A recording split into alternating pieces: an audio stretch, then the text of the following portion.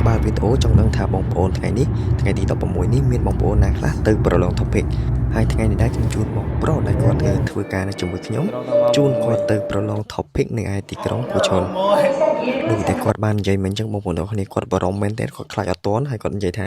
ក្រោកតាំងពីម៉ោង5ម៉ោង6អត់ត្រៀមខ្លួនចេញមកទេតើម៉ោង7បានចេញមកគាត់ភ័យមែនទែន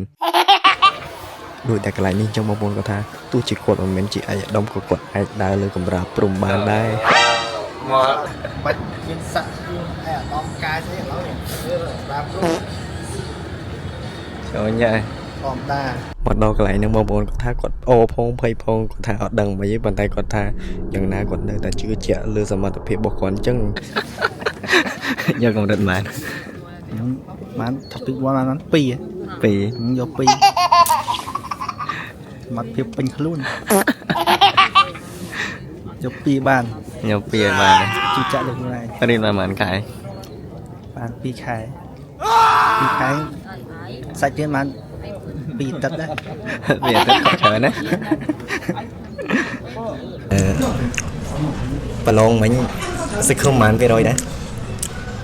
សង្ឃឹមអាចជា90%ដែរ90%ដែរថ្ងៃនេះមកប្រឡងកម្រិតបានកម្រិត1 topic 1អញ្ចឹងវាមានកម្រិតពី1ដល់2អញ្ចឹង topic 1អញ្ចឹងអាចនឹងយកបាន2អត់មើលទៅក្នុងចិត្តវាបានមិនដែរគាត់ថាលទ្ធផលចេញមកតែយ៉ាងម៉េចជឿជាក់ខ្លាំងណាស់វាបាន2ខែនោះអីដល់ក្រេបានឆ្នាំអីប៉ុន្មានជាង78អូ78ឆ្នាំអី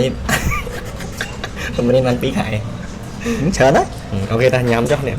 ប្រឡងអស់កម្លាំងឥឡូវជូនគាត់មកញ៉ាំអីសិនសិតអាមេរិកាណូសួស្ដីទាំងគ្នាឥឡូវបន្ទាប់ពីជូនបងញ៉ាំបាយហើយឲ្យគាត់មកដាក់អាមេរិកាណូមួយកែវទៀតដើម្បីបង្កើនស្មារតីប្រឡង topic លើកដំបូងគាត់ថារៀងវល់បន្តិចប៉ុន្តែគាត់ជឿជាក់គាត់ថាអាចនឹង topic 1ទេបងប្អូនអញ្ចឹងអាចនឹងទទួលបានកម្រិត2របស់គាត់ដែរហ្នឹងណាអាចយកបានអត់បងអាច